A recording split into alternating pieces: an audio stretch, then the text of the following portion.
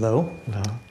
So my question has to do with the ego, and so much of what is discussed and what you discuss is about the ego, and oftentimes it's feels like it's characterized as the enemy or someone that we are fighting against or some type of connotation like that, and yet it seems like the intelligence of the universe probably didn't make a mistake with the ego. So just trying to reconcile those ideas. Yes, it's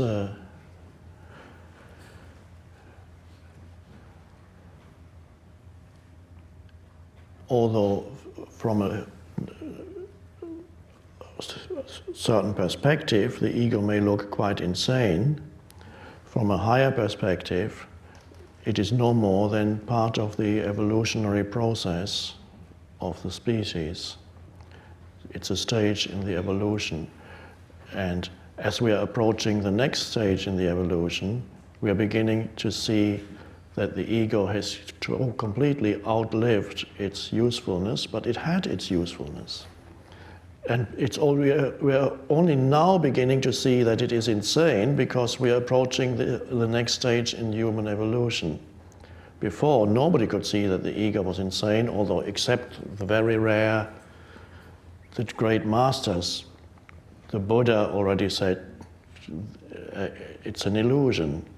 Jesus said, deny thyself, which means recognize the unreality of the ego. But not many people understood what they said. They were kind of precursors of the next step. They were pointing to it before it actually became a true awakening on the planet. So from our present perspective, because we are at the end of one evolutionary stage, the ego looks totally absurd once you see what it is and how much havoc it has created. But from a higher perspective, it's part of the evolution of humanity. Without, there would be no enlightenment or awakening without it, ultimately. So it's fine. You can, in your own life, you can see it, how you had to go through the ignorance in your own life. I mean, not ignorance in the sense of lack of education, but spiritual ignorance, not knowing who you essentially are and making so many mistakes on the basis of the illusory ego identity. And you can see it now, and you had to go through it. There was once, most likely, humanity once had not an ego yet, and that perhaps is captured in the myth which you find in many different cultures that didn't even have contact with each other, the myth of the golden age, when humans lived in harmony with each other and in harmony with nature and life was easy. And that myth points probably to the fact that a long, long time ago humans lived at one-ment, in a sense of oneness with nature and the surroundings, and the ego hadn't developed yet. And that perhaps later survived, the memory of it survived as the myth of the golden age, which of course is expressed in the Old Testament as paradise. It's just one aspect of the myth of the golden age, when life was easy, and then something happened. The fall, whatever you want to call it, it happened, and then the ugliness came in, and that of course was the beginning of human ability to think, which at first was a miraculous thing. Thinking suddenly happened. Some anthropologists are telling us that, and I believe they're right, when thinking first began to happen in humans were very surprised, and they thought that some god was talking to them in their head. And so because thoughts suddenly came, of course that part of that was like the development of language, and so language started to happen in people's heads. Who's talking? And then they acted on it often. When a thought came, and then they did it.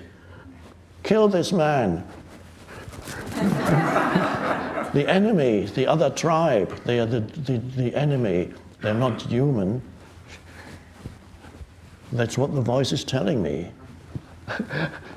So the voice in the head, language, internalized, that it was a miracle because, but it also made many things possible that would not have been possible without it. Knowledge arising, you can transmit knowledge, and so how civilization, as we know it, wouldn't happen without that. There's all kinds of transmission of knowledge, architecture, and then philosophy starts, and whatever, all these things, conceptual knowledge arising, a miraculous thing, a strange thing, and then over the millennia, the voice became so all-pervasive that it took over people's sense of identity. Whereas before, for a long time, probably, after the arising of thinking, humans still had a sense of rootedness in being, the natural sense of rootedness in the depths of their being. And gradually, over the millennia, they got drawn more and more into the thinking head mode.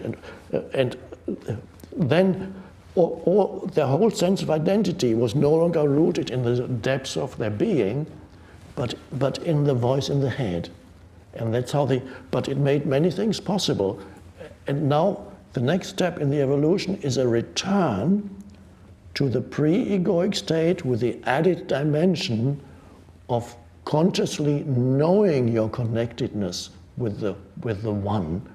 Whereas before, they were connected with the one without even knowing it. It was a natural state of connectedness. But as we return to the ego, go beyond ego, we now knowingly we return to the one consciously, and that's the next stage. So it's not a regressive step. In some sense, we go back to the golden age, one could almost say, but knowing.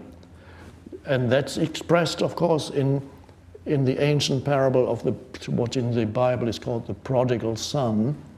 The son leaves his father's home, says to the father, "Give me your inheritance," and the son goes abroad to a distant country, squanders all his wealth, and becomes destitute.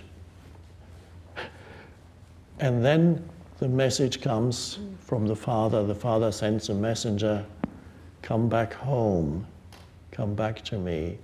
And then the son begins to remember who he is. And then he comes back to the father's home, and as the parable says, is loved more deeply than before. There's a deeper, so there's an added, once you lose it, then you never really lose it completely. You can't, otherwise you wouldn't even exist.